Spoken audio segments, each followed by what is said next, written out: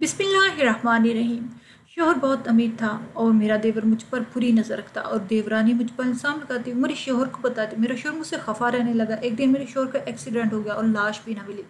इसके बाद तो मुझ पर क़यामत टूट गई। एक दिन देवर ने मुझसे ज़बरदस्ती की तो मेरे रोंगटे खड़े हो गए क्योंकि मेरा नाम सनारा है। मैं बहुत ही मासूम लड़की थी। मेरे ख़ानदान में सब कहते थे तुम्हें थोड़ा सा समझदार होना चाहिए। इतनी मासूमियत भी अच्छी नहीं होती, लेकिन मैं शुरू से ही ऐसी थी। फिर मेरे लिए एक बहुत बड़े आदमी का रिश्ता आया जिसका नाम अनवर था।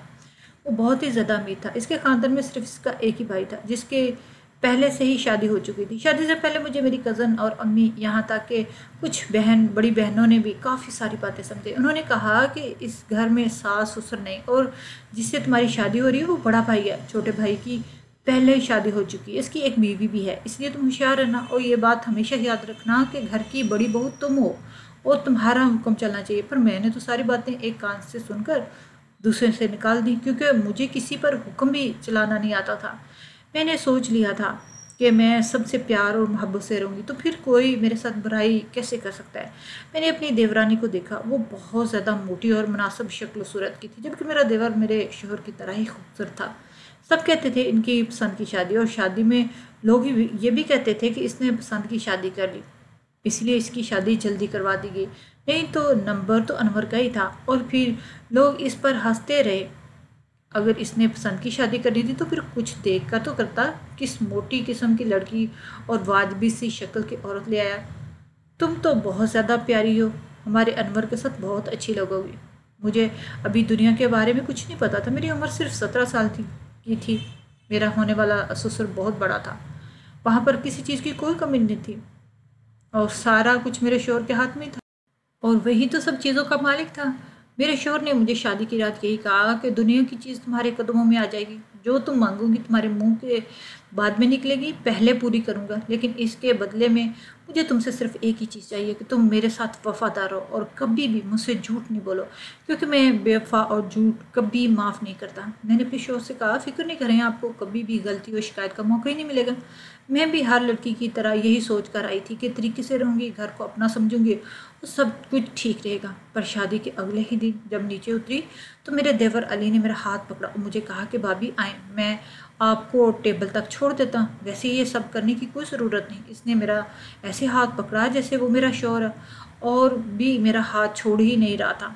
पीछे से मेरा शोहर आ गया तो मैंने अपना हाथ अलग कर लिया, लेकिन ये मंजर मेरे शोहर ने देख लिया था। आज शादी के बाद मेरा इस घर में पहला दिन था, इसीलिए मुझे मेरे शोहर ने कहा कि हमारे वालिदैन तो इस दुनिया में नहीं है, पर रस्म तो पूरी करनी पड़ेगी। तुम सबके लिए कोई मीठी चीज़ बना लो। अगर अम्मी ज़िंदा होती तो वो खुद तुमसे ये रस्म करवाती, लेकिन इनकी गैर मौजूदगी में ये रस्म तुमसे सारा करवाएगी, जो कि मेरी देवरानी थी। मुझे खाना पकाने का बहुत शौक था। मेरी उम्र कम थी, लेकिन मुझे हर तरह के खाने पकाने आते थे, इसलिए मैंने सोचा कि मैं खीर बना लूँगी। और मैंने बहुत ही अच्छी खीर बनाई। खुद खीर बनाने के बाद मैं तैयार होने के लिए चली गई। शाम को खाना खाने के बाद जब शोहर भी आ चुका था तो सबने खीर के बारे में पूछा। मैंने पहले ही खीर को डोंगे में डाल के अच्छी तरह से सजा के रखा था। वो मैंने अपने शोहर के सामने रखी। वो भी बहुत खुश नज़र आ रहे थे, क्योंकि खीर दिखने में ही बहुत मज़ेदार लग रही थी। लेकिन जैसे ही उसने एक चम्मच मुंह में डाला वो तो बुरी तरह खांसने लगे। मैं हैरान रह गई, क्या हुआ? तो मेरे शोहर ने कहा कि तुमने चीनी की जगह नमक डाल दिया है। जहर से भी ज़्यादा कड़वी है ये। एक चम्मच खा लिया, अब दिखता है 2 हफ्ते मेरा गला ख़राब ही रहेगा। तुम्हें खाना बनाने नहीं आता तो तुम बता देती। मैं हैरान रह गई, क्योंकि मैंने तो खुद अपने हाथों से खीर बनाई थी और मैंने चीनी ही डाली थी, नमक नहीं डाला था। पता नहीं ये सब कुछ कैसे हो गया। शायद इसमें सारा की कोई चाल थी, क्योंकि वो हंस रही थी और मैंने इसे हंसते हुए देखा। लेकिन जैसे ही मेरे शोहर ने देखा तो फ़ौरन संजीदा हो गई। अगले दिन मेरा शोहर काम भी चला गया, लेकिन मेरा देवर काम पर जाता ही नहीं था। पूरा दिन घर में पड़ा रहता, और जब इसके पास से गुजरती तो अजीब तरह की बदबू आती। शायद वो किसी तरह का नशा किया करता था। इसकी बीवी पूरा दिन खाने पकाती और खाने में मसरूफ़ रहती। कभी अपने लिए बर्गर बना रही होती तो कभी पिज़्ज़ा। शायद इसीलिए खा खा के वो इतनी मोटी हुई थी। इन लोगों के तो मज़े लगे हुए थे। कमाता मेरा शोहर था, खाते ये लोग थे। लेकिन मुझे इस चीज़ से इतना मसला नहीं था, क्योंकि इस घर में किसी भी चीज़ की कोई कमी नहीं थी। वो अगर खा रहे थे तो अपना नसीब खा रहे थे। लेकिन एक दिन हम लोग बैठकर खाना खा रहे थे जब दरवाजे पे दस्तक हुई। मेरी देवरानी ने कहा मैं जाकर खोलती हूँ। वापस आई तो उसके हाथ में एक तोहफा था। कहने लगी ये तुम्हारे लिए है। मैंने कहा है मेरे लिए? पर मैंने तो कुछ भी नहीं मंगवाया। तो मेरे देवर ने कहा, इन औरतों को तो कोई काम ही नहीं है ऑनलाइन शॉपिंग के अलावा। मैंने कहा, नहीं नहीं, मैंने कोई शॉपिंग का पैकेट नहीं मंगवाया, ये तो किसी ने तोहफा भेजा है। मेरा शोहर भी बैठकर खाना खा रहा था। मुझे देवरानी कहने लगी कि इसको अभी खोलो, हम भी तो देखें तुम्हें किसने तोहफा भेजा है। जब मैंने इस सब के सामने पैकेट खोला तो मैं हैरान रह गई। उसके अंदर एक छोटा सा दिल और एक कार्ड था जिस पे आई लव यू लिखा हुआ था। मैंने कहा, ये मेरा नहीं है, गलती से आ गया किसी का। मेरा शोहर भी हैरान रह गया और मेरी देवरानी तो अजीब सी बातें करना शुरू कर दिए कि किसने भेजा है तुम्हें। जब मैंने कहा कि ये मेरा नहीं है तो कहने लगी, तुम्हारा नहीं है तो तुम्हारा नाम क्यों लिखा है इस पर, और तुम्हारा नंबर भी लिखा हुआ है। मेरा शोहर मुझे अजीब नज़रों से देख रहा था और मैं बहुत ज़्यादा शर्मिंदा हो रही थी क्योंकि मुझे कोई भी तोहफा नहीं दे सकता। मेरा नंबर तो इतने सारे लोगों के पास नहीं था, पर इतनी बड़ी गलती कैसे हो सकती है। मेरे शोहर ने अचानक खाना छोड़ दिया और उठकर वहाँ से चला गया। देवरानी ने कहा, जाओ जाकर अपने शोहर का मनाओ, लगता है वो गुस्सा हो गया। जब मैं सीढ़ियों पर ऊपर जा रही थी तो मुझे सारा और रली के हंसने की आवाज़ आई। जाने वो किस बात पर ज़ोर ज़ोर से हंस रहे थे। शायद ये उनकी मिली भगत थी। देखिए, मुझसे मेरा शोहर नाराज़ हो चुका था।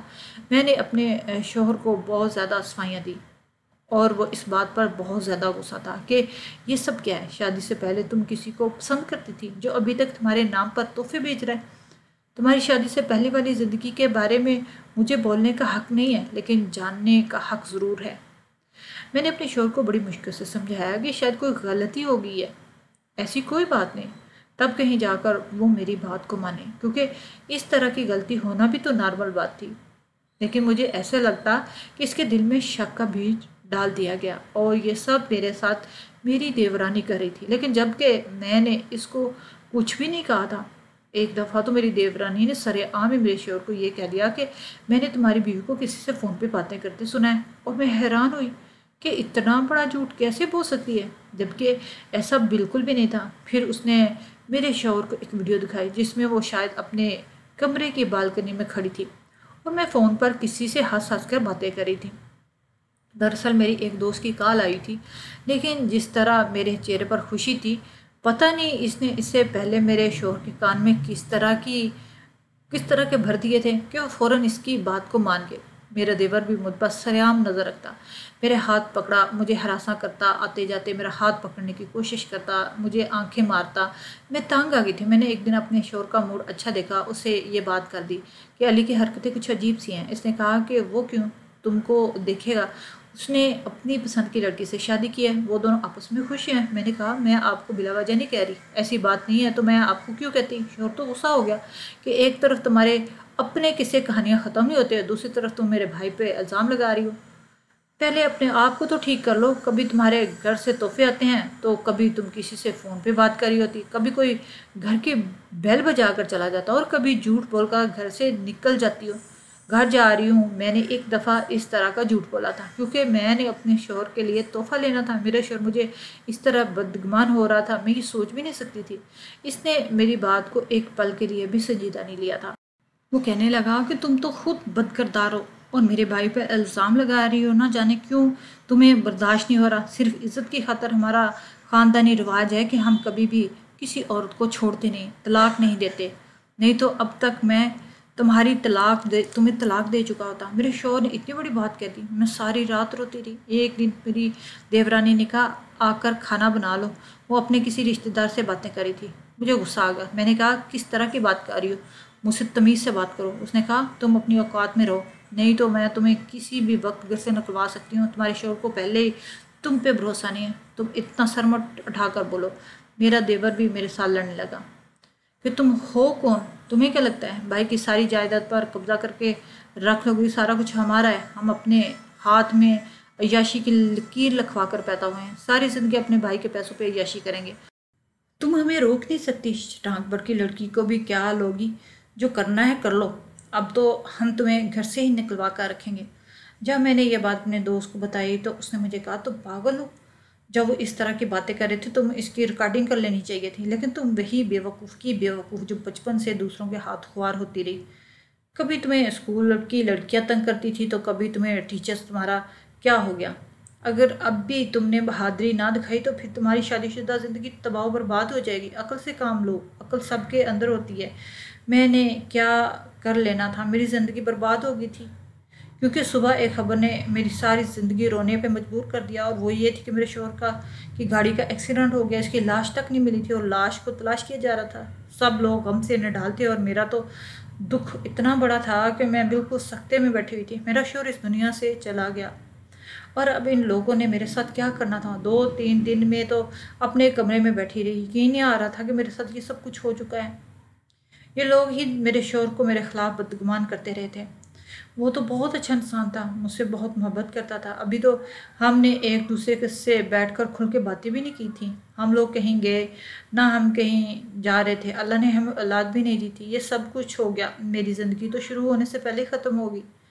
میرے گھر والوں نے کہا کہ ہمارے ساتھ چلو۔ میں نے کہا کہ میں کچھ دن یہی رہنا چاہتی ہوں، اپنے کمرے میں اپنے شوہر کی یادوں کے ساتھ رہنا چاہتی ہوں۔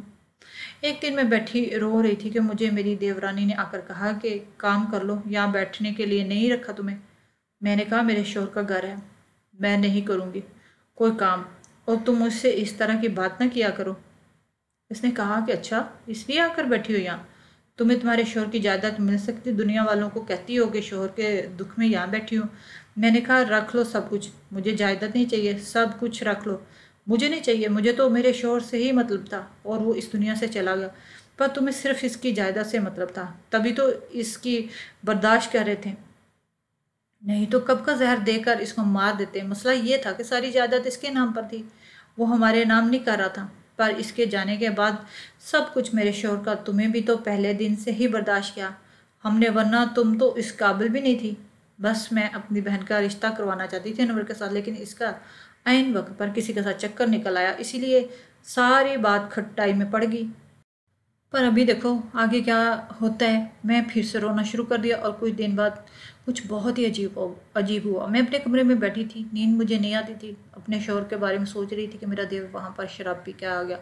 اس نے میرا ہاتھ پکڑ کر مجھے باہر گھسیٹنا شروع کر دیا۔ اس نے کہا چلو میرے ساتھ، بس بہت ہو گیا۔ میں حیران تھی کہ یہ اچانک سے میرے کمرے میں کیسے آ گیا اور میرے ساتھ کیا کرنا چاہ رہا۔ میں نے چیخنا شروع کر دیا اور اپنے مرے ہوئے شوہر کو آوازیں دینا شروع کر دی۔ میرے دیور نے کہا وہ کہاں سے آئے گا تیری مدد کرنے کے لیے، وہ تو مر چکا ہے، آج میں تیری عزت اور غرور دونوں خاک میں ملاؤں گا۔ بہت غرور تھا نا تجھے اپنے آپ پہ، مجھے بچانے والا تو اس دنیا سے چلا گیا۔ میں نے کہا شرم کر بغیرت، بچانے والی اللہ کی ذات ہوتی ہے۔ میں رو رہی تھی، چلا رہی تھی اور یہ دیکھ کے حیران تھی کہ میری دیورانی بھی اس سارا منظر کسی تماشائی کی طرح دیکھ رہی تھی، یہاں تک کہ میرے دیور نے اپنے دوست کو بلا رکھا تھا۔ یہ آج کون سا ظلم کرنا چاہ رہا تھا، کیونکہ مجھے اتنی بڑی سزا دینا چاہتے تھے، مجھے یہاں سے چلے جانا چاہیے تھا، مجھے نہیں رہنا چاہیے تھا، یہ میری غلطی تھی۔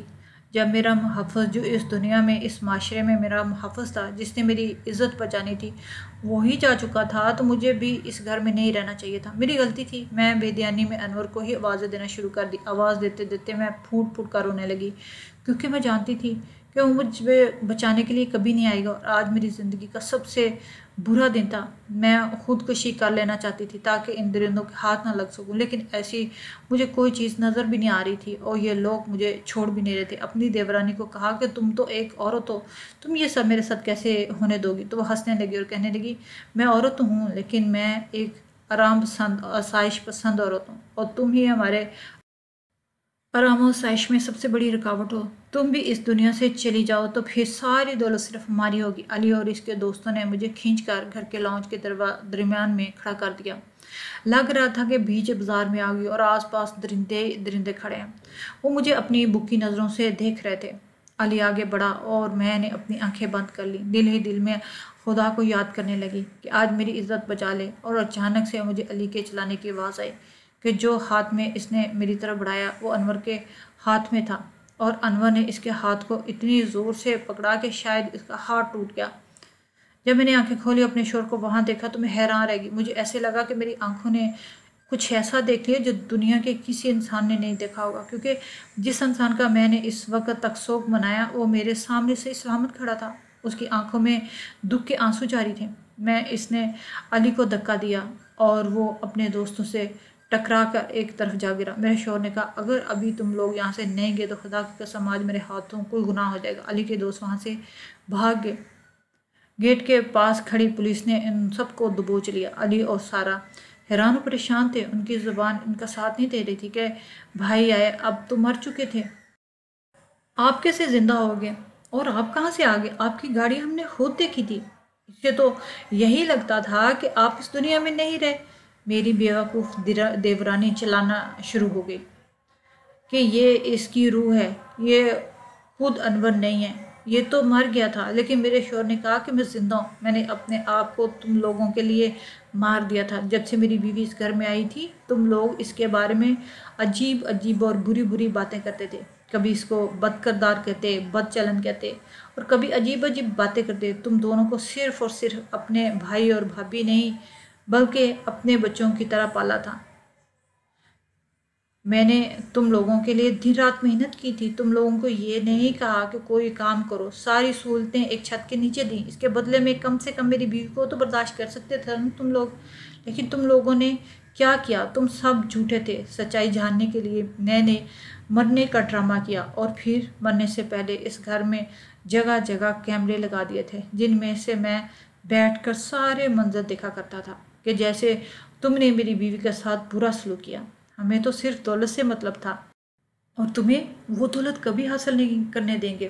اور کیسے اس نے کہا کہ مجھے دولت نہیں چاہیے، جو میرا تھا وہ تو اس دنیا سے چلا گیا، اور آج تم لوگ میری بیوی کی عزت کو داغ دار کرنا چاہتے تھے۔ میں نے یہ سب پہلے ہی دیکھ رہے تھے اور یہاں پر آ گیا تھا۔ آج میں تمہیں اپنی جائیداد سے آگ کرتا ہوں۔ تمہارا اور میرا کوئی رشتہ نہیں، اور اس کے ساتھ ہی میری بیوی پر جان لیوا حملہ اور اس کی عزت پر حملہ کرنے کے لیے میں تمہیں پولیس کے حوالے کروں گا، تم پر کیس چلاؤں گا، اور کوشش کروں گا کہ کبھی جیل سے نہ نکلو۔ علی حیران و پریشان رہ گیا، اور میں گھٹنوں کے بل زمین پر بیٹھ گئی اور پھوٹ پھوٹ کر رونے لگی۔ پولیس ان دونوں کو پکڑ کر لے گئی، ان کے پاس کہنے اور سننے اور بتانے کو کچھ نہیں تھا۔ انور نے آ کر مجھے سنبھالا اور گلے سے لگایا۔ میں بری طرح رو رہی تھی۔ میں نے کہا کہ مجھے لگا میں اکیلی ہو گئی ہوں، میں اکیلی ہو گئی ہوں۔ اگر آج کچھ ایسا ہوتا تو میں آپ کو منہ دکھانے کی قابل ہی نہ رہتی۔ انور تم مجھے کہاں کہ میں تمہارے ساتھ ہوں، تو پھر میں تمہارے ساتھ ایسا کچھ کیسے ہونے دیتا؟ اس کے بعد ہم لوگ ہی اس گھر میں رہتے رہے۔ اللہ کا بہت کرم ہوا، ہماری زندگی خوشیوں سے بھری ہوئی تھی۔ میں نے انور کو کہا کہ اپنے بھائی اور بھابھی کو دونوں کو معاف کر دو، تو کہنے لگا یہ میرا معاملہ ہے، میں خود اس معاملے کو دیکھ لوں گا، تم کوئی ٹینشن نہ لو۔ میری زندگی اب بہت اچھی ہے، اولاد بھی اللہ تعالیٰ نے ہمیں دے دی، اور زندگی کی ہر سہولت بھی میسر ہے۔ یہ سوچ کر کبھی کبھی کسی پر یہ کر ظلم نہیں کرنا چاہیے کہ اسے بچانے والا کوئی نہیں ہے، کیونکہ جس کا کوئی نہیں ہوتا اس کا اللہ ہوتا ہے، اور اللہ کسی نہ کسی کو مدد کے لیے بھیج دیتا ہے ضرور۔